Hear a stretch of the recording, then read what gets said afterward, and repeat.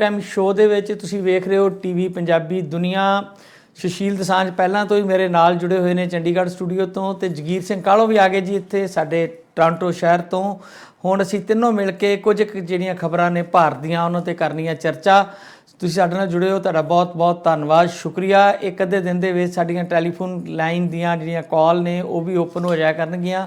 ਫਿਰ ਤੁਹਾਡੀ ਜਿਹੜੀ ਆ ਪਾਰਟਿਸਪੇਸ਼ਨ ਇਹਨਾਂ ਪ੍ਰੋਗਰਾਮਾਂ ਦੇ ਵਿੱਚ ਵੀ ਹੋਇਆ ਕਰੇਗੀ। ਅਸੀਂ ਬੜੀ ਤੀਬਰਤਾ ਨਾਲ ਵੇਟ ਕਰ ਰਹੇ ਹਾਂ, ਕੋਈ ਨਾ ਕੋਈ ਟੈਕਨੀਕਲ ਪ੍ਰੋਬਲਮ ਕਰਕੇ ਅਸੀਂ ਉਹਨੂੰ ਚਾਲੂ ਨਹੀਂ ਸੀ ਕਰ ਸਕੇ। ਇੱਕ ਦੋ ਦਿਨ ਦੇ ਵਿੱਚ ਅਸੀਂ ਟੈਲੀਫੋਨ ਕਾਲ ਦਾ ਵੀ ਪ੍ਰਬੰਧ ਕਰਨ ਜਾ ਰਹੇ ਹਾਂ। ਸੋ ਸਭ ਤੋਂ ਪਹਿਲਾਂ ਆਪਾਂ ਇਸ ਸੈਗਮੈਂਟ ਦੇ ਵਿੱਚ ਗੱਲ ਕਰ ਲਈਏ ਜੀ ਕਿਸਾਨ ਮੂਵਮੈਂਟ ਦੀ। ਕਿਸਾਨ ਮੂਵਮੈਂਟ ਜਿੰਨਾ ਪਹਿਲਾਂ ਠੰਡਾ ਪਿਆ ਹੋਇਆ ਸੀ, ਕੁਝ ਚਿਰ ਤੋਂ ਇੱਦਾਂ ਦਾ ਪ੍ਰਭਾਵ ਸਿਰਜਿਆ ਜਾ ਰਿਹਾ ਸੀ, ਇੱਕ ਵਰਤਾਂਤ ਇੱਦਾਂ ਦਾ ਸਿਰਜਿਆ ਗਿਆ ਸੀ ਕਿ ਸ਼ਾਇਦ ਕਿਸਾਨਾਂ ਵਿੱਚ ਉਹ ਉਤਸ਼ਾਹ ਬਾਕੀ ਨਹੀਂ ਰਿਹਾ। ਪਰ ਜਿਵੇਂ ਹੀ ਨਵਾਂ ਪ੍ਰੋਗਰਾਮ ਕੋਈ ਆਉਂਦਾ ਆ ਤੇ ਫਿਰ ਮੋਰਚੇ ਵਿੱਚ ਜਾਨ ਪੈ ਜਾਂਦੀ ਆ। ਹੁਣ ਜਿਹੜਾ ਕਿਸਾਨ ਆਗੂਆਂ ਨੇ ਇਹ ਕਿਹਾ ਆ ਕਿ ਪੋਲੀਟੀਕਲ ਪਾਰਟੀਜ਼ ਭਾਵੇਂ ਉਹਨਾਂ ਨੇ ਸਟੇਜਾਂ ਆਪਣੀਆਂ ਨਹੀਂ ਸੀ ਦਿੱਤੀਆਂ, ਪਰ ਉਹਨਾਂ ਦਾ ਕਿਰਦਾਰ ਪਰਖਣ ਲਈ ਵੀ ਤੁਸੀਂ ਸੱਚਮੁੱਚ ਸਾਡੇ ਹੱਕ 'ਚ ਹੋ ਕਿ ਨਹੀਂ, ਉਹਨਾਂ ਲਈ ਇੱਕ ਪਬਲਿਕ ਵਿਪ, ਸ਼ਾਇਦ ਮੇਰੇ ਖਿਆਲ ਇਹ ਵੀ ਡੈਮੋਕ੍ਰੇਸੀ 'ਚ ਇੱਕ ਨਵਾਂ ਤਜਰਬਾ ਹੋਣਾ।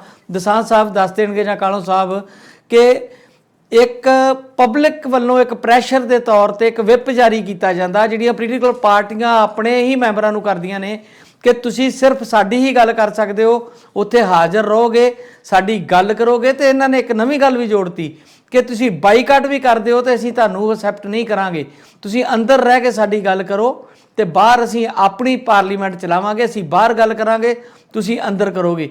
ਇਹਨੂੰ ਭਾਵੇਂ ਪ੍ਰੈਕਟਿਸ ਨੂੰ, ਇਸ ਨੂੰ ਪ੍ਰੈਸ਼ਰ ਟੈਕਟਿਸ ਕਿਹਾ ਜਾਵੇ ਜਾਂ ਕੁਝ ਕਿਹਾ ਜਾਵੇ, ਇਹਦੇ ਨਾਲ ਇੱਕ ਪਾਸੇ ਤੇ ਮੂਵਮੈਂਟ ਦੇ ਵਿੱਚ ਇੱਕ ਦੀ ਜਾਨ ਪਈ ਆ, ਦੂਜੇ ਪਾਸੇ ਪੋਲੀਟੀਕਲ ਪਾਰਟੀਆਂ ਕਟਾਰੇ 'ਚ ਖੜੀਆਂ ਹੋ ਗਈਆਂ ਨੇ।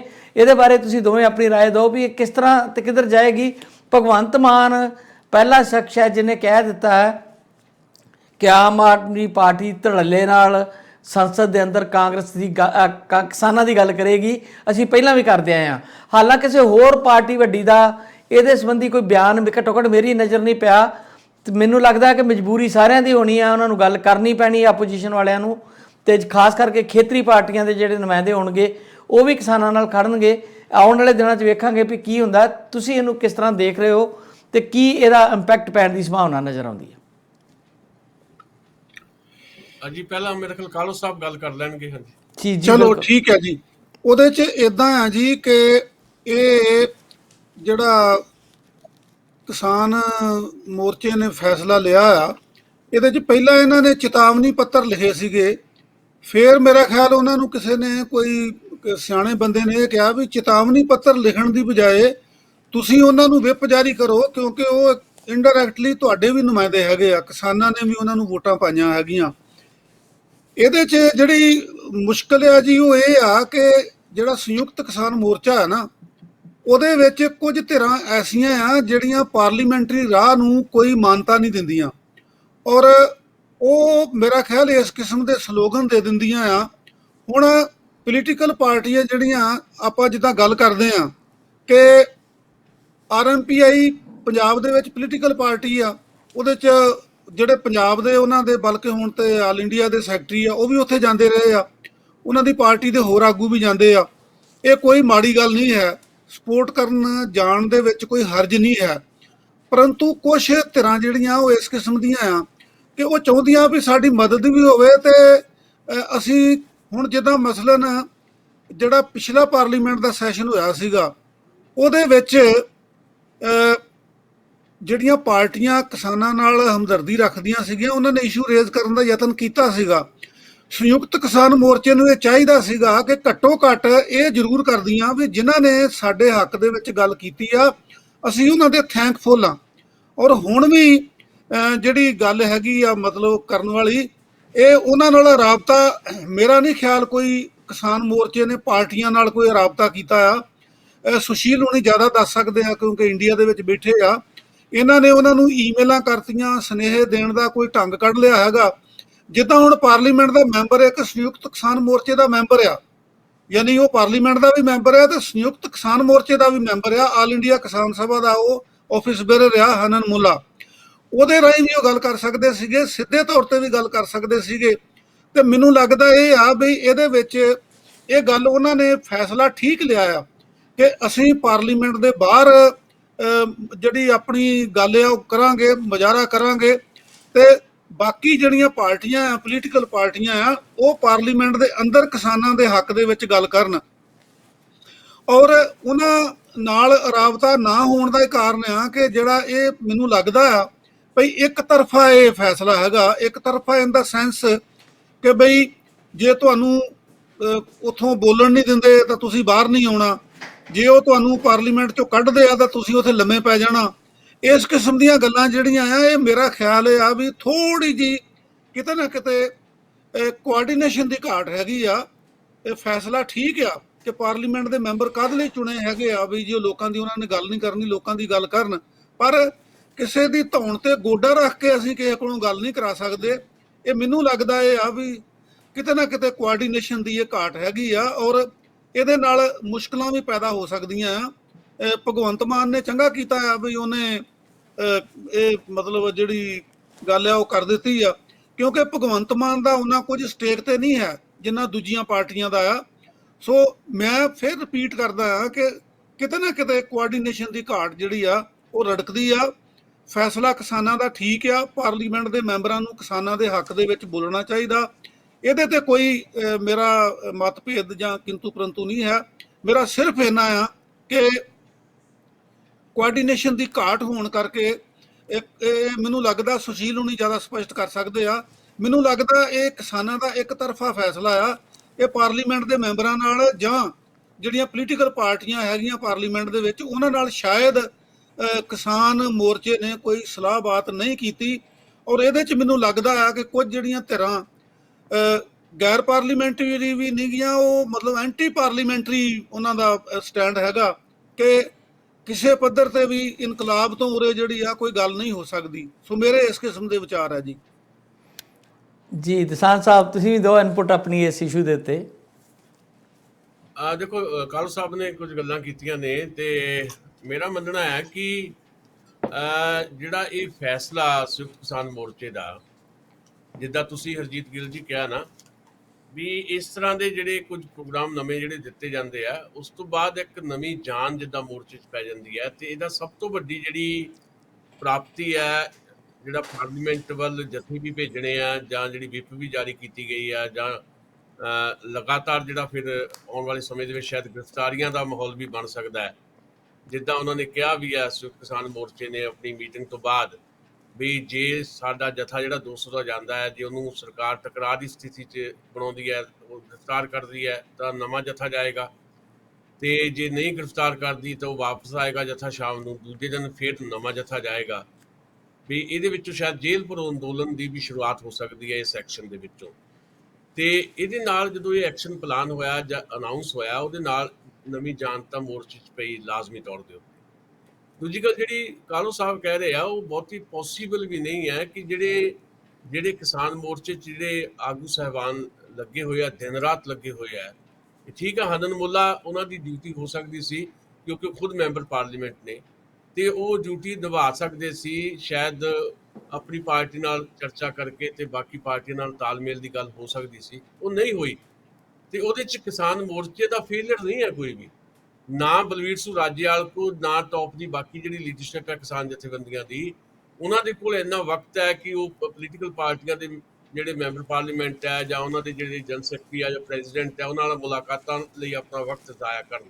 ਉਹਨਾਂ ਕੋਲ ਤਾਂ ਮੀਡੀਆ ਹੀ ਆ, ਜਾਂ ਸੋਸ਼ਲ ਮੀਡੀਆ, ਜਾਂ ਇੱਕ ਜਿਹੜਾ ਉਹਨਾਂ ਦਾ ਥੋੜ੍ਹਾ ਬਹੁਤ ਉਹਨਾਂ ਦੀ ਗੱਲ ਕਰਦਾ ਮੀਡੀਆ ਉਹੀ ਹੈ। ਇਸ ਕਰਕੇ ਉਹਨਾਂ ਨੇ ਮੀਡੀਆ ਰਾਹੀਂ ਆਪਣੀ ਗੱਲ ਪਹੁੰਚਾਈ ਹੈ। ਚੇਤਾਵਨੀ ਪੱਤਰ ਤੋਂ ਗੱਲ ਅੱਗੇ ਵੱਧ ਕੇ ਵਿਪ ਤੱਕ ਪਹੁੰਚੀ ਹੈ। ਵਿਪ ਦਾ ਮਤਲਬ ਹੁੰਦਾ ਹਦਾਇਤਨਾਮਾ। ਇਹ ਵੀ ਆਪਣੇ ਆਪ ਦੇ ਵਿੱਚ ਪਹਿਲੀ ਵਾਰ, ਸ਼ਾਇਦ ਦੁਨੀਆ ਦੇ ਇਤਿਹਾਸ 'ਚ ਪਹਿਲੀ ਵਾਰ ਹੈ ਕਿ ਇੱਕ ਅੰਦੋਲਨ ਦੇ ਵਿੱਚੋਂ ਅੰਦੋਲਨਕਾਰੀਆਂ ਨੇ ਸਿਆਸੀ ਪਾਰਟੀਆਂ ਵਾਸਤੇ ਇੱਕ ਵਿਪ ਜਾਰੀ ਕੀਤੀ ਹੋਵੇ। ਇਹ ਪਹਿਲੀ ਵਾਰ ਹੋਇਆ ਤੇ ਇਹਦੇ ਅਸਰ ਵੀ ਪੈਣਗੇ। ਉਹਦਾ ਪਹਿਲਾ ਅਸਰ ਤਾਂ ਇਹੀ ਹੈ ਵੀ ਪੰਜਾਬ ਦੇ ਵਿੱਚ ਭਾਵੇਂ ਉਹਨਾਂ ਦੀ ਆਪਣੀ ਇਲੈਕਸ਼ਨ ਪੋਲੀਟਿਕਸ ਵੀ ਹੈ, ਪੰਜਾਬ ਦੇ ਵਿੱਚ ਆਪਣੀ ਜ਼ਮੀਨ ਲੱਭ ਰਹੇ ਦੁਬਾਰਾ ਤੋਂ ਆਮ ਆਦਮੀ ਪਾਰਟੀ ਵਾਲੇ, ਪਰ ਭਗਵੰਤ ਮਾਨ ਬੋਲੇ ਨੇ ਤੇ ਉਹਨਾਂ ਨੇ ਕਿਹਾ ਕਿ ਮੈਂ ਪਹਿਲਾਂ ਵੀ ਕੁਝ ਸਵਾਲ ਦਾਖਲ ਕੀਤੇ ਹੋਏ ਆ ਪਾਰਲੀਮੈਂਟ ਦੇ ਵਿੱਚ ਜਿਹੜੇ ਮੈਂ ਉਠਾਉਣੇ ਆ ਕਿਸਾਨਾਂ ਨਾਲ ਸੰਬੰਧਿਤ, ਤੇ ਮੈਂ ਬਾਕੀ ਪਾਰਟੀਆਂ ਨਾਲ ਵੀ ਯਤਨ ਕਰੂੰਗਾ, ਤਾਲਮੇਲ ਕਰੂੰਗਾ, ਜਿਹੜੇ ਉੱਥੇ ਬਾਕੀ MP ਹੋਣਗੇ ਵੀ ਹਾਂ ਆਪਾਂ ਕਿਸਾਨਾਂ ਦੇ ਹੱਕ 'ਚ ਨਿੱਤਰੀਏ। ਤੇ ਦੂਜੀ ਗੱਲ ਇਹ ਹੈ ਕਿ ਇਹਦਾ ਅਸਰ ਆਪਾਂ ਨੂੰ 18 ਤਰੀਕ ਨੂੰ ਵੀ ਪਤਾ ਲੱਗੇਗਾ।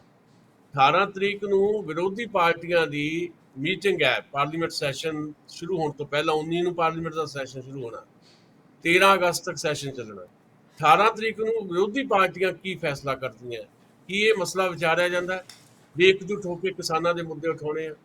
ਜਿੱਦਾਂ ਸ਼ਾਇਦ ਅਸੀਂ ਕੱਲ ਗੱਲ ਕਰਦੇ ਸੀਗੇ, ਨਹੀਂ ਸ਼ਾਇਦ ਆਪਾਂ ਨਹੀਂ ਕੀਤੀ, ਮੈਂ ਕਿਤੇ ਹੋਰ ਕਰ ਰਿਹਾ ਸੀ, ਵੀ ਨਰਿੰਦਰ ਮੋਦੀ ਨੇ ਪਿਛਲੇ ਸੈਸ਼ਨ ਦੇ ਵਿੱਚ ਜਿੱਦਾਂ ਅੰਦੋਲਨਕਾਰੀਆਂ ਨੂੰ ਅੰਦੋਲਨ ਜੀਵੀ ਕਹਿ ਕੇ ਇੱਕ ਵਿਅੰਗ ਕੱਸਿਆ, ਸਥਿਤੀਆਂ ਬਦਲ ਜਾਣਗੀਆਂ। ਹੁਣ ਨਰਿੰਦਰ ਮੋਦੀ ਏਦਾਂ ਨਹੀਂ ਬਿਹੇਵ ਕਰ ਸਕਣਗੇ, ਕਿਉਂਕਿ ਪਾਰਲੀਮੈਂਟ ਦੇ ਬਾਹਰ ਕਿਸਾਨ ਹੋਣਗੇ ਕਿਸੇ ਵੀ ਰੂਪ 'ਚ ਹੋਣ, ਚਾਹੇ ਉੱਥੇ ਆਉਣ ਦਿੱਤਾ ਜਾਵੇ ਚਾਹੇ ਨਾ ਆਉਣ ਦਿੱਤਾ ਜਾਵੇ, ਚਾਹੇ ਜੇਲ੍ਹਾਂ 'ਚ ਲੈ ਜਾਣ ਉਹਨਾਂ ਨੂੰ।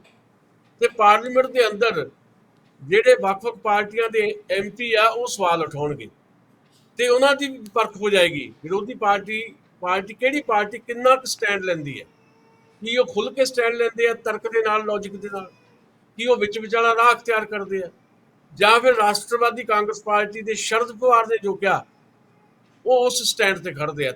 ਤਿੰਨ ਰੂਪ ਸਾਨੂੰ ਦਿਖਾਈ ਦੇਣਗੇ, ਸਪਸ਼ਟ ਹੋ ਜਾਏਗਾ, ਲੀਕ ਖਿੱਚੀ ਜਾਏਗੀ। ਸੋ ਇਹ ਨਹੀਂ ਹੈ ਕਿ ਕੋਈ ਤਾਲਮੇਲ ਦੀ ਕਮੀ ਆ, ਕੁਝ ਨਹੀਂ। ਕਿਸਾਨਾਂ ਦੇ ਕੋਲ ਹੈ ਕੀ ਆ, ਦੱਸੋ ਤੁਸੀਂ। ਕਿਸਾਨਾਂ ਤੋਂ ਅਸੀਂ ਕਿਉਂ ਤਵੱਕੋ ਕਰਦੇ ਹਾਂ ਲੀਡਰਸ਼ਿਪ ਤੋਂ ਵੀ ਉਹ ਸਾਰੀਆਂ ਚੀਜ਼ਾਂ ਸਾਡੇ ਮੁਤਾਬਕ ਕਰਨ? ਇਹ ਪੋਸੀਬਲ ਹੀ ਨਹੀਂ ਹੈ। ਉਹ ਜਿਸ ਢੰਗ ਨਾਲ ਕੰਮ ਕਰ ਰਹੇ ਆ ਉਹ ਸਹੀ ਤਰੀਕੇ ਨਾਲ ਚੱਲ ਰਹੇ ਆ। ਉਹਨਾਂ ਦੀ ਇਸ ਸਹੀ ਤਰੀਕੇ ਨਾਲ ਜਿੱਦਾਂ ਮੈਂ ਸਮਝਦਾ, ਉਹਨਾਂ ਦੀ ਇਸ ਜਿਹੜੀ ਕੋਸ਼ਿਸ਼ ਨੂੰ ਜਿਹੜੀ ਹੈ ਸਗੋਂ ਜ਼ਿਆਦਾ ਹਮਾਇਤ ਦੇਣ ਦੀ ਜ਼ਰੂਰਤ ਹੈ।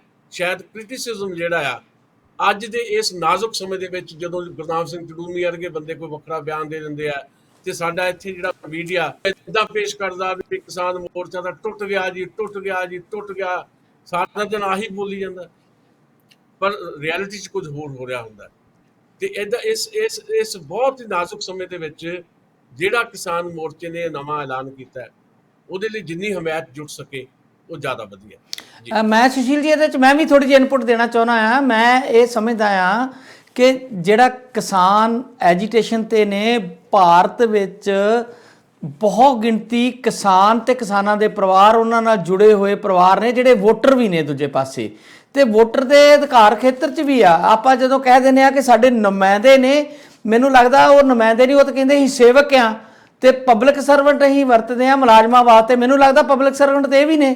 ਤੇ ਇਹਨਾਂ ਨੂੰ ਵਿਪ ਜਦੋਂ ਉਹਨਾਂ ਜਾਰੀ ਕੀਤਾ, ਵਿਪ ਦਾ ਮਤਲਬ ਵੀ ਇਹ ਹਦਾਇਤਨਾਮਾ, ਜਿਵੇਂ ਤੁਸੀਂ ਕਹਿ ਦਿੱਤਾ ਕਿ ਉਹਨਾਂ ਨੂੰ ਆਰਡਰ ਕੀਤਾ ਗਿਆ ਪਬਲਿਕ ਵੱਲੋਂ ਵੀ ਤੁਸੀਂ ਇਹ ਕਰੋ, ਜੇ ਨਹੀਂ ਕਰੋਗੇ ਫਿਰ ਤੁਹਾਡੇ ਨਾਲ ਵੀ ਅਸੀਂ ਨਿਬੜਾਂਗੇ ਉੱਦਾਂ ਹੀ ਜਿੱਦਾਂ ਅਸੀਂ BJP ਨਾਲ ਨਿਬੜ ਰਿਹਾ, ਜਿਹੜੀ ਮੌਜੂਦਾ ਸਰਕਾਰ ਆ ਲੋਕ ਵਿਰੋਧੀ ਸਰਕਾਰ, ਉਹਦੇ ਨਾਲ ਕਰ ਰਹੇ ਆ।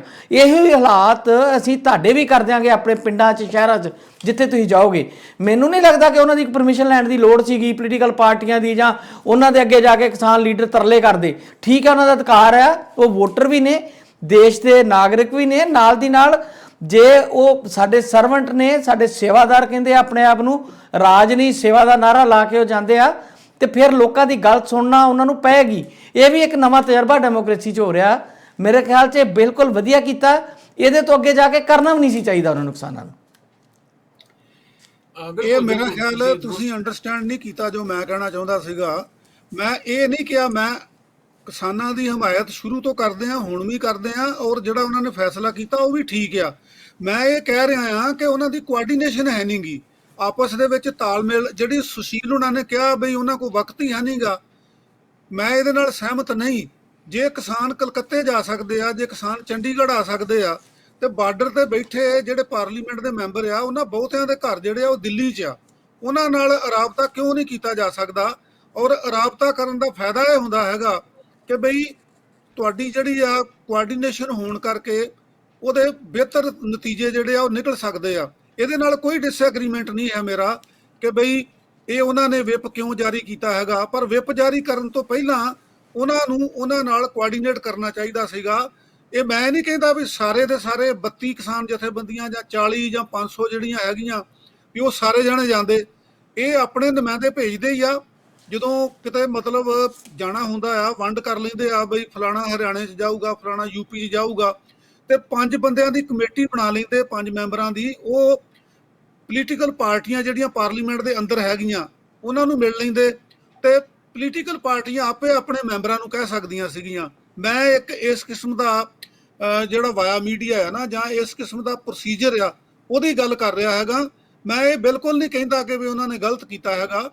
ਜਿਹੜੀ ਗੱਲ ਤੁਸੀਂ ਸਮਝਾ ਕੇ ਕੋਆਰਡੀਨੇਟ ਕਰਕੇ ਕਰ ਸਕਦੇ ਆ, ਉਹ ਇਦਾਂ ਭਾਵੇਂ ਵਿਪ ਜਾਰੀ ਕਰ ਦਿੱਤਾ ਆ, ਪੋਲੀਟੀਕਲ ਪਾਰਟੀਆਂ ਦੇ ਉਹ ਮੈਂਬਰ ਹੁੰਦੇ ਆ, ਪਾਰਲੀਮੈਂਟ ਦੇ ਮੈਂਬਰ, ਜਿਨ੍ਹਾਂ ਨੂੰ ਵਿਪ ਜਾਰੀ ਕਰਦੇ ਹੈਗੇ ਆ, ਔਰ ਇਹ ਇੱਕ ਨਵਾਂ ਤਜਰਬਾ ਆ, ਅਸੀਂ ਇਹਨੂੰ ਐਪਰੀਸ਼ੀਏਟ ਕਰਦੇ ਆ, ਪਰ ਕੋਆਰਡੀਨੇਸ਼ਨ ਹੋਣੀ ਜ਼ਰੂਰੀ ਆ। ਮੈਂ ਜਦੋਂ ਦਾ ਮੋਰਚਾ ਸ਼ੁਰੂ ਹੋਇਆ ਉਦੋਂ ਦਾ ਹੀ ਫੀਲ ਕਰਦਾ ਆ ਬਈ ਉੱਥੇ ਪੋਲੀਟੀਕਲ ਲੀਡਰਾਂ ਨੂੰ ਸਟੇਜ ਦੇਣੀ ਗਲਤ ਆ। ਉੱਥੇ ਸਟੇਜ ਉਹਨਾਂ ਨੂੰ ਨਹੀਂ ਦੇਣੀ ਚਾਹੀਦੀ, ਉਹਨਾਂ ਨੂੰ ਪਬਲਿਸਿਟੀ ਕਰਨ ਦਾ ਮੌਕਾ ਨਹੀਂ ਦੇਣਾ ਚਾਹੀਦਾ। ਪਰੰਤੂ ਜਿਹੜਾ ਕੋਈ ਵੀ ਬੰਦਾ ਕਿਸਾਨਾਂ ਦੇ ਹੱਕ ਦੇ ਵਿੱਚ ਗੱਲ ਕਰਨੀ ਚਾਹੁੰਦਾ ਆ, ਉਹਨੂੰ ਗੱਲ ਕਰਨ ਦਾ ਅਧਿਕਾਰ ਹੋਣਾ ਚਾਹੀਦਾ ਆ।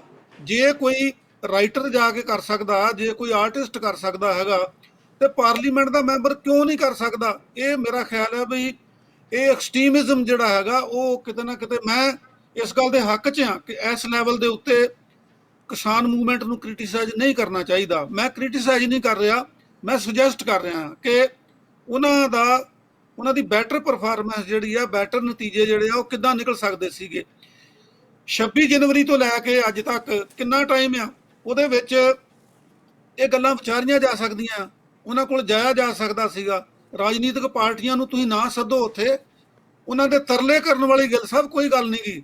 ਜਦੋਂ ਅਸੀਂ ਕੋਈ ਮੋਰਚਾ ਲੜਦੇ ਹਾਂ ਤਾਂ ਅਸੀਂ ਸਲਾਹ ਕਰਦੇ ਹਾਂ, ਭਾਈ ਤੁਸੀਂ ਸਾਡੇ ਨਾਲ ਆਓ, ਸਾਡੀ ਤਾਕਤ ਬਣੋ, ਇਹ ਤੁਹਾਡਾ ਵੀ ਮਸਲਾ ਹੈ, ਸਾਡਾ ਵੀ ਮਸਲਾ ਹੈ। ਸੋ ਮੇਰੀ ਇਹ ਫੀਲਿੰਗ ਆ ਕਿ ਇਸ ਤਰੀਕੇ ਨਾਲ ਉਹਦਾ ਜਿਹੜਾ ਅਸਰ ਹੈਗਾ ਉਹ ਵਧੀਆ ਹੋ ਸਕਦਾ ਸੀਗਾ, ਜ਼ਿਆਦਾ ਪਰਫਾਰਮੈਂਸ ਵਧੀਆ ਹੋ ਸਕਦੀ ਸੀਗੀ। ਤੇ ਬਾਕੀ ਇਹ ਆ ਬਈ ਜਿਹੜੇ ਐਕਸਪੈਰੀਮੈਂਟ ਆ ਹੁੰਦੇ ਰਹਿੰਦੇ ਆ, ਤੇ ਸਾਡਾ ਵੀ ਜਿਹੜਾ ਨਿੱਜ ਹੈਗਾ ਉਹ ਕਿਤੇ ਨਾ ਕਿਤੇ, ਮਤਲਬ ਜਿਹੜੀ ਸਾਡੀ ਹੁੰਦੀ ਆ ਨਾ, ਪਹਿਲਾਂ ਅਸੀਂ ਆਪਣੇ ਮਨ 'ਚ ਵਿਚਾਰ ਬਣਾਏ ਹੁੰਦੇ ਆ, ਅਸੀਂ ਟਾਈਮ ਟੂ ਟਾਈਮ ਜਿਹੜੇ ਮਸਲੇ ਆਉਂਦੇ ਆ ਉਹਨਾਂ ਦੇ ਉੱਤੇ ਵਿਚਾਰ ਜੇ ਕਰੀਏ ਤਾਂ ਜ਼ਿਆਦਾ ਵਧੀਆ ਹੈਗਾ। ਸੋ ਮੈਂ ਇਹ ਸਮਝਦਾ ਹਾਂ ਬਈ ਕਿ ਇਹ ਜ਼ਰੂਰ ਹੋ ਜਾਣਾ ਚਾਹੀਦਾ ਸੀਗਾ ਕਿ ਆਪਾਂ ਇਹ ਕਹਿ ਕੇ ਵੀ ਕਿਉਂ ਬਈ ਹੁਣ ਤੁਸੀਂ ਸਾਡੇ ਹੱਕ 'ਚ ਆਉਂਦੇ ਕਿ ਨਹੀਂ ਆਉਂਦੇ, ਤੇ ਕਿੱਥੇ ਇਹ ਹੋਣਾ ਸੀਗਾ ਵੀ ਤੁਸੀਂ ਬਾਹਰ ਕਰੋ ਤੇ ਅਸੀਂ ਅੰਦਰ, ਮਤਲਬ ਜਿਹੜਾ ਉਹ ਤੁਹਾਡੀ ਹਮਾਇਤ ਕਰਾਂਗੇ। ਸੋ ਮੇਰੀ ਇੰਨੀ ਕੀ ਸਬਮਿਸ਼ਨ ਹੈ ਜੀ। ਜੀ ਦਸਾਂ ਸਾਹਿਬ। ਨਹੀਂ, ਬਹੁਤੀ ਇੱਥੇ ਗੱਲ ਕਰਨ ਵਾਲੀ ਨਹੀਂ, ਗੱਲਾਂ ਬਾਰ-ਬਾਰ ਰਿਪੀਟ ਹੋਣਗੀਆਂ। ਉਹਨਾਂ ਦੀ ਆਪਣੀ ਰਾਏ ਆ, ਪ੍ਰੋਫੈਸਰ ਜਗੀਰ ਕਾਹਲੋਂ ਹੋਰਾਂ ਦੀ, ਅਸੀਂ ਉਹਨਾਂ ਦੀ ਰਾਏ ਦਾ ਸਤਿਕਾਰ ਕਰਦੇ ਹਾਂ, ਪਰ ਮੈਨੂੰ ਲੱਗਦਾ ਨਹੀਂ ਹੈ ਕਿ ਸਾਡੇ ਜਿਹੜੇ ਕਿਸਾਨ ਲੀਡਰ ਹੈਗੇ ਨੇ ਜਾਂ ਆਗੂ ਨੇ, ਉਹਨਾਂ ਨੂੰ ਇਸ ਤਰ੍ਹਾਂ ਕੋਈ ਕਿਸੇ ਮੈਂਬਰ ਪਾਰਲੀਮੈਂਟ ਦੇ ਦਰਵਾਜ਼ੇ ਖੜਕਾਉਣ ਦੀ ਜ਼ਰੂਰਤ ਹੈ। ਮੀਡੀਆ ਰਾਹੀਂ ਸਾਰੀਆਂ ਚੀਜ਼ਾਂ ਜਾਂਦੀਆਂ ਨੇ, ਇਹ ਉਹਨਾਂ ਦੀ ਡਿਊਟੀ ਬਣਦੀ ਹੈ। ਜੇ ਸੱਚਮੁੱਚ ਕੋਈ ਪੋਲੀਟੀਕਲ ਲੀਡਰ, ਜਿਵੇਂ ਹੁਣ ਅਨਿਲ ਜੋਸ਼ੀ, ਪੰਜਾਬ ਦੇ ਵਿੱਚ ਜੋ ਕੁਝ ਹੋਇਆ ਆਪਾਂ ਦੇਖਿਆ, ਵੀ ਭਾਰਤੀ ਜਨਤਾ ਪਾਰਟੀ ਦੀ ਜਿਹੜੀ ਹਾਲਤ ਬਣ ਗਈ, ਉਹ 'ਚ ਅਨਿਲ ਜੋਸ਼ੀ ਜਿਵੇਂ ਭਾਰਤੀ ਜਨਤਾ ਪਾਰਟੀ ਜੋ ਬਾਹਰ ਕੱਢੇ ਗਏ, ਉਹਨੇ ਇੱਕ ਆਪਣੀ ਜਿੱਦਾਂ ਵੀ ਚਾਹੇ ਜ਼ਿੰਮੇਵਾਰੀ ਜਾਂ ਮਜਬੂਰੀ ਜੋ ਵੀ ਸਮਝਿਆ, ਅਨਿਲ ਜੋਸ਼ੀ ਨੇ ਇੱਕ ਸਟੈਂਡ ਲਿਆ। ਠੀਕ ਹੈ ਨਾ ਜੀ।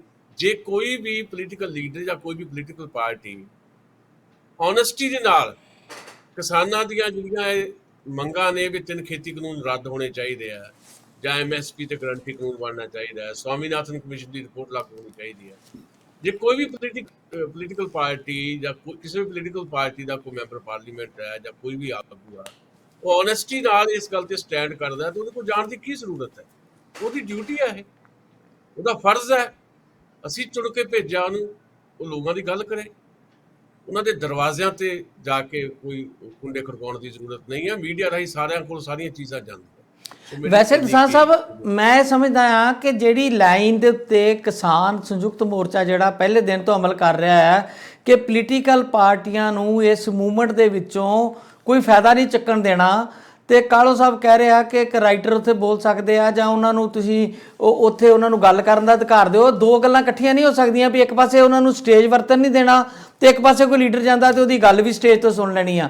ਇਹ ਗੱਲ ਪੋਸੀਬਲ ਹੈ ਨਹੀਂ ਸੀਗੀ। ਤੇ ਦੂਜੀ ਗੱਲ ਇਹ ਆ ਕਿ ਜਿਹੜੇ ਮੈਂਬਰ ਪਾਰਲੀਮੈਂਟ ਨੇ, MLA ਨੇ ਜਾਂ ਚੁਣੇ ਹੋਏ ਨੁਮਾਇੰਦੇ ਨੇ, ਇਹਨਾਂ ਕੋਲ ਬਹੁਤ ਸਾਰੇ ਪਲੇਟਫਾਰਮ ਨੇ, ਆਪਣੀ ਗੱਲ ਕਹਿਣ ਲਈ ਪ੍ਰੈਸ ਕਾਨਫਰੰਸ ਕਰ ਲੈਂਦੇ ਆ, ਬਹੁਤ ਕੁਝ ਹੁੰਦਾ। ਪਰ ਜਿਸ ਤਰੀਕੇ ਨਾਲ ਇਹ ਮੂਕ ਬਣ ਕੇ ਬੈਠੇ ਰਹੇ ਨੇ ਹੁਣ ਤੱਕ, ਬਹੁਤ ਸਾਰੇ ਜਿਹੜੇ ਆ ਉਹ ਇਸ ਕੰਮ ਲਈ ਤਾਂ ਜਾਂਦੇ ਰਹੇ ਨੇ। ਰਵਨੀਤ ਬਿੱਟੂ ਦਾ ਆਪਾਂ ਦੇਖ ਲਿਆ ਹਾਲ, ਜਿੱਦਾਂ ਉਹਨਾਂ ਕੀਤਾ, ਜੋ ਕੁਝ ਇਹਨਾਂ ਡਿੰਪੇ ਨਾਲ ਕੀਤਾ ਉੱਥੇ ਦਿੱਲੀ ਬੈਠ ਕੇ, ਉਹ ਵੀ ਆਪਾਂ ਵੇਖ ਲਿਆ। ਕੀ ਫਿਰ ਆਪਾਂ ਨੂੰ ਕਿਸਾਨ ਮੋਰਚੇ ਨੂੰ ਉਹਨਾਂ ਦੀ ਹਮਾਇਤ 'ਚ ਵੀ ਉੱਥੇ ਬੰਦੇ ਘੱਲ ਦੇਣੇ ਚਾਹੀਦੇ ਸੀ ਵੀ ਉਹ ਸਾਡੀ ਸਪੋਰਟ 'ਚ ਆ ਗਏ ਨੇ? ਮੇਰੇ ਖਿਆਲ 'ਚ ਤਾਂ ਪੋਲੀਟੀਕਲ ਪਾਰਟੀਆਂ ਨੂੰ ਵਜਨ ਦੇਣ ਦੀ ਕੋਈ ਲੋੜ ਨਹੀਂ ਸੀਗੀ।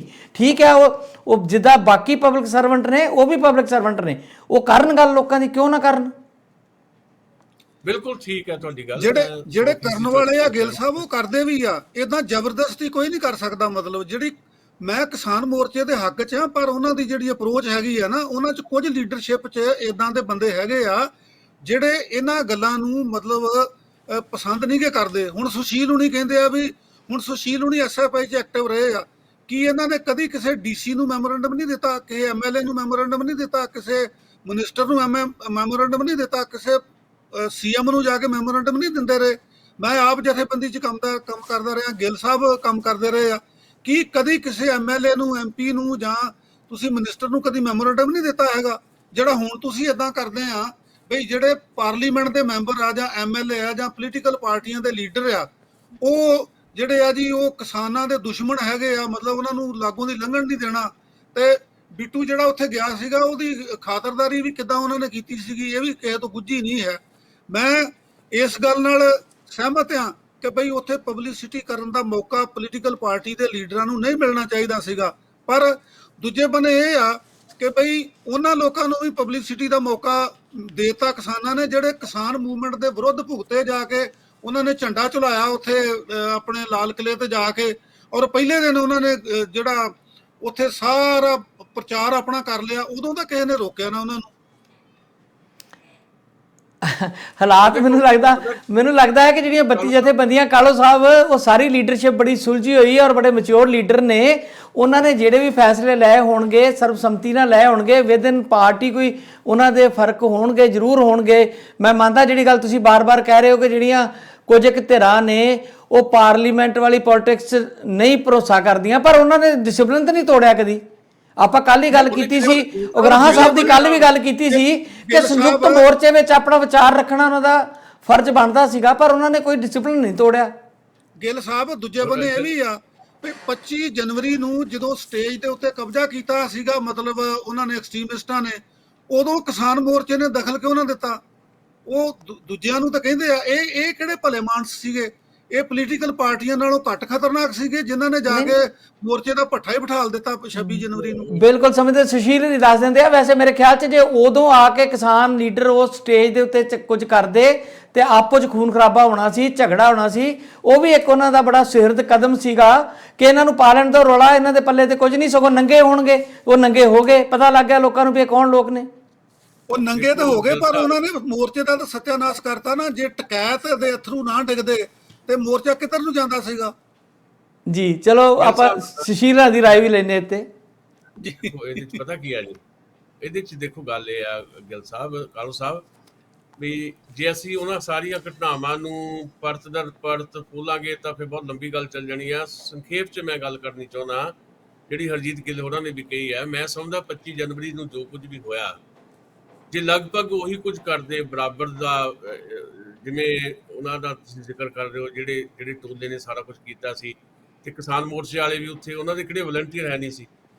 ਉਹਨਾਂ ਦੇ ਵਲੰਟੀਅਰ ਦਾ ਇੱਕ ਸੈਕਿੰਡ ਦੇ ਵਿੱਚ 32 ਜਥੇਬੰਦੀਆਂ ਦੇ 10-10 ਬੰਦੇ ਵੀ ਪਹੁੰਚ ਜਾਂਦੇ ਤਾਂ ਉਹਨਾਂ ਨੂੰ ਖਾੜ ਕੇ ਤੋਂ ਭੇਜ ਦਿੰਦੇ, ਤੇ ਅੱਜ ਹਾਲਾਤ ਬਦਲੇ ਹੋਣੇ ਸੀ। ਅੱਜ ਸਾਰੇ ਕੁਝ ਤੇ ਕਬਜ਼ਾ ਉਹਨਾਂ ਦਾ ਹੀ ਹੋਣਾ ਸੀ, ਜਿਹੜੇ ਅੱਜ ਨਿਖਰ ਗਏ ਨੇ। ਅੱਜ ਜਿਹੜੇ ਇਸ ਅੰਦੋਲਨ ਚੋਂ ਨਿਖਰ ਗਏ ਨਾ, ਉਹ ਕਬਜ਼ਾ ਹੋਣਾ ਸੀ। ਸਾਡੀ ਪੰਜਾਬ ਦੀ ਪੋਲਿਟਿਕਸ ਤੇ ਵੀ ਉਹਨਾਂ ਦਾ ਕਬਜ਼ਾ ਹੋਣਾ ਸੀ। ਇੰਨੀ ਬੁਰੀ ਤਰ੍ਹਾਂ ਕਿਸਾਨ ਅੰਦੋਲਨ ਫੇਲ ਕੀਤਾ ਜਾਣਾ ਸੀ। ਜਿਹੜੀ ਸਾਜ਼ਿਸ਼ ਰਚੀ ਗਈ ਸੀ, ਉਸ ਸਾਜ਼ਿਸ਼ 'ਚ ਅਚੇਤ ਤੌਰ ਦੇ ਉੱਤੇ ਕਿਤੇ ਨਾ ਕਿਤੇ ਹਿੱਸਾ ਪੈ ਜਾਣਾ ਸੀ ਕਿਸਾਨ ਨੂੰ। ਬਿਲਕੁਲ ਜੋ ਹੋਇਆ ਸਿਆਣਪ ਦੇ ਨਾਲ ਕੀਤਾ ਗਿਆ, ਉਹ ਤੋਂ ਬਚਿਆ ਗਿਆ। ਇਸੇ ਕਰਕੇ 28 ਤਰੀਕ ਨੂੰ ਫਿਰ ਅੰਦੋਲਨ ਸੰਭਲਿਆ, ਤੇ ਪਲ ਪਲ ਅੰਦੋਲਨ ਜਿੱਦਾਂ ਜਿੱਦਾਂ ਅੱਗੇ ਗਿਆ ਤੇ ਉਹ ਲੋਕ ਜਿਹੜੇ ਆ ਇਸ ਅੰਦੋਲਨ ਦੇ ਵਿੱਚੋਂ ਨਿਖਰਦੇ ਚਲੇ ਗਏ। ਇਹ ਸਿਆਣਪ ਦੇ ਨਾਲ ਹੀ ਨਿਖਰਿਆ। ਬਰਾਬਰ ਦਾ ਉਸੇ ਤਰ੍ਹਾਂ ਦਾ ਮੁਕਾਬਲਾ ਕਰਨ ਦੀ ਇੱਕ ਵਿਰਤੀ ਲੈ ਕੇ ਜੇ ਉੱਥੇ ਪਹੁੰਚ ਜਾਂਦੇ ਤਾਂ ਤਸਵੀਰ ਬਦਲ ਗਈ ਸੀ। ਫਿਰ ਤਾਂ ਸਰਕਾਰ ਸਫਲ ਹੋ ਗਈ ਸੀ ਅੰਦੋਲਨ ਨੂੰ ਫੇਲ ਕਰਨ ਲਈ। ਇਸ ਕਰਕੇ ਸਾਨੂੰ ਸਾਰੀਆਂ ਚੀਜ਼ਾਂ ਦਾ ਧਿਆਨ ਰੱਖਣਾ ਚਾਹੀਦਾ। ਮੇਰਾ ਮੁਤਾਲਬਾ ਸੁਸ਼ੀਲ ਜੀ ਇਹ ਆ, ਕਿਸਾਨ ਮੋਰਚੇ ਦੀ ਸਿਆਣਪ ਤੇ ਮੈਨੂੰ ਕੋਈ ਸ਼ੱਕ ਨਹੀਂਗਾ। ਮੈਂ ਉਹਨਾਂ ਸਾਰਿਆਂ ਨੂੰ, ਬਹੁਤ ਸਾਰੇ ਲੀਡਰਾਂ ਨੂੰ ਪਰਸਨਲੀ ਵੀ ਜਾਣਦਾ ਆ, ਉਹਨਾਂ ਦਾ ਬਹੁਤ ਤਜਰਬਾ ਆ। ਬੜੇ ਠਰਮੇ ਨਾਲ, ਬੜੇ ਤਹਮਲ ਨਾਲ ਉਹਨਾਂ ਨੇ ਮੂਵਮੈਂਟ ਲੜੀ ਆ, ਹੁਣ ਵੀ ਲੜ ਰਹੇ ਆ। ਮੇਰਾ ਮੁਤਾਲਬਾ ਸਿਰਫ ਇੰਨਾ ਆ ਕਿ ਸਾਨੂੰ ਸਹਿਯੋਗੀਆਂ ਵਾਂਗੂ ਪੇਸ਼ ਆਉਣਾ ਚਾਹੀਦਾ ਹੈ, ਵਿਰੋਧੀਆਂ ਵਾਂਗੂ ਪੇਸ਼ ਨਹੀਂ ਆਉਣਾ ਚਾਹੀਦਾ। This is the ਕਰਕਸ of the matter. ਇਹ ਠੀਕ ਹੈ, ਥੈਂਕ ਯੂ ਵੈਰੀ ਮਚ, ਤੁਸੀਂ ਠੀਕ ਗੱਲ ਕਹਿ ਰਹੇ ਹੋ।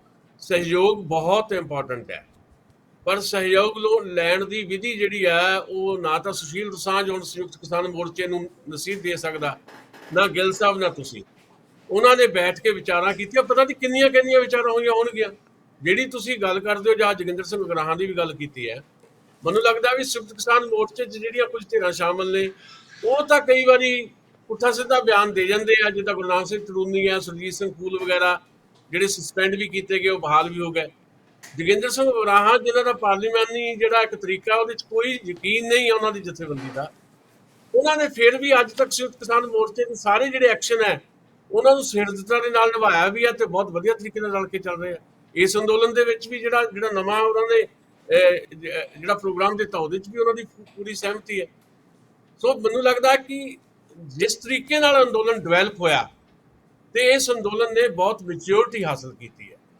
ਸੋ ਉਸ ਮੈਚਿਓਰਿਟੀ ਦੇ ਵਿੱਚੋਂ ਜਿਹੜੇ ਪ੍ਰੋਗਰਾਮ ਵੀ ਆ ਰਹੇ ਆ, ਜਿਹੜਾ ਪਹਿਲਾਂ ਪਾਰਲੀਮੈਂਟ ਨੂੰ ਘੇੜਨ ਦਾ ਇੱਕ ਐਲਾਨ ਕੀਤਾ ਗਿਆ ਸੀ, ਉਹਨੂੰ ਬਾਅਦ 'ਚ ਪੋਸਟਪੋਨ ਕੀਤਾ ਗਿਆ।